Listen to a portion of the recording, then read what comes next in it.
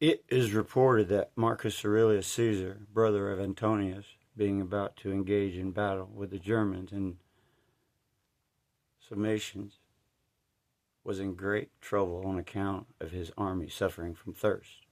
But the soldiers of the so-called Milentine Legion, though the faith which has given strength from that time to the present,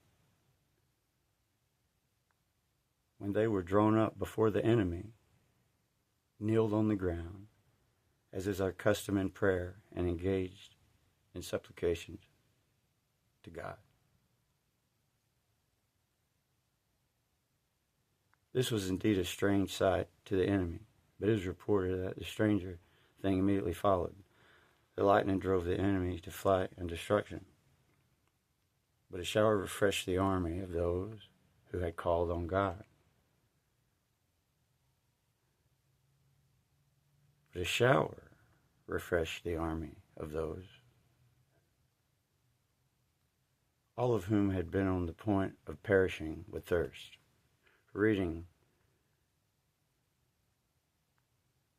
how God sent rain from heaven for Marcus Aurelius Caesar in answer to the prayers of the people. It's chapter 5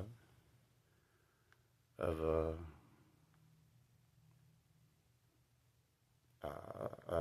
application letter recorded Eusebius, Irenaeus, Eusebius. The story is related by non-Christian writers who have been pleased to treat the times referred to.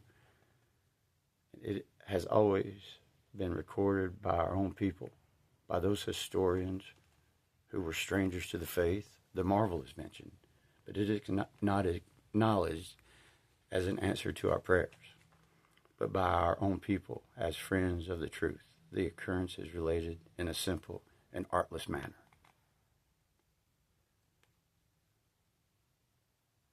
Signs.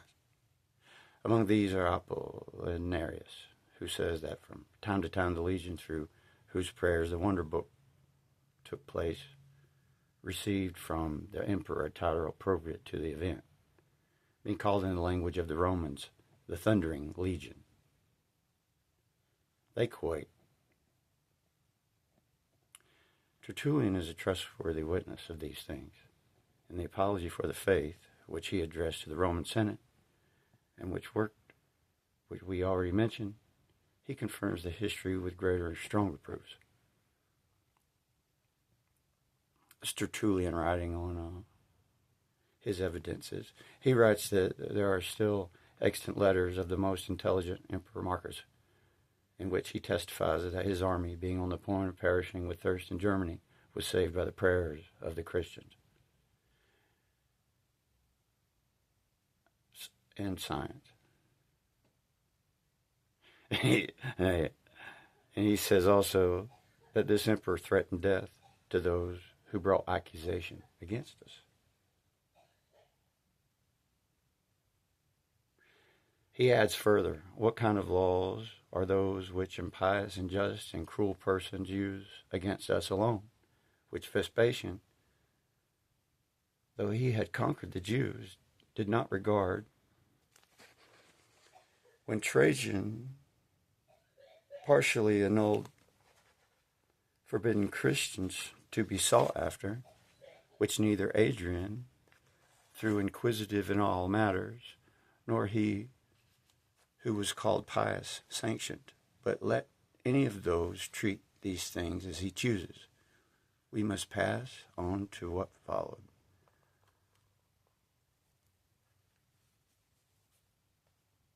Pothinus, having died with the open martyrs in Gaul at 90 years of age, Irenaeus succeeded him in the episcopate of the Church of Lyons. He had learned that in his youth he was a hearer of Polycarp. In the third book of his work against heresies, he inserted a list of bishops of Rome, bringing it down as far as Eusebius, whose times we are now considering, under whom he composed his work. And it goes on as he writes a catalog of the bishops of Rome.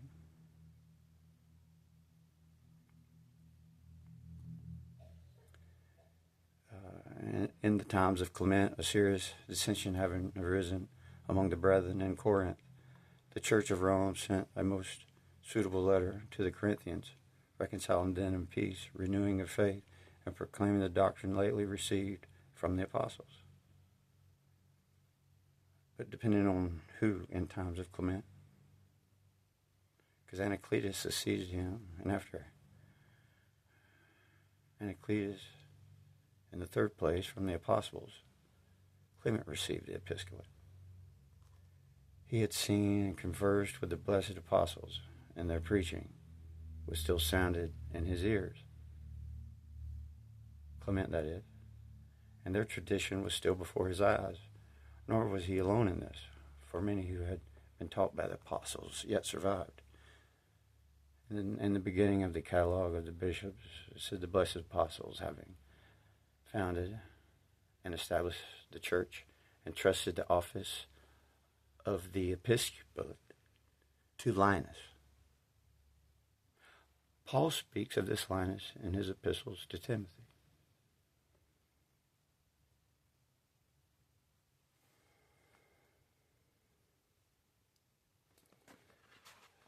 I don't even think there's an index in this book.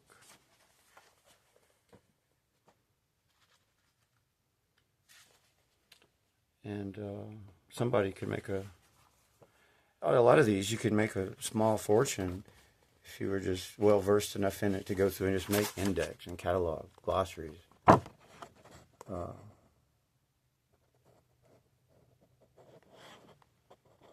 Anyway.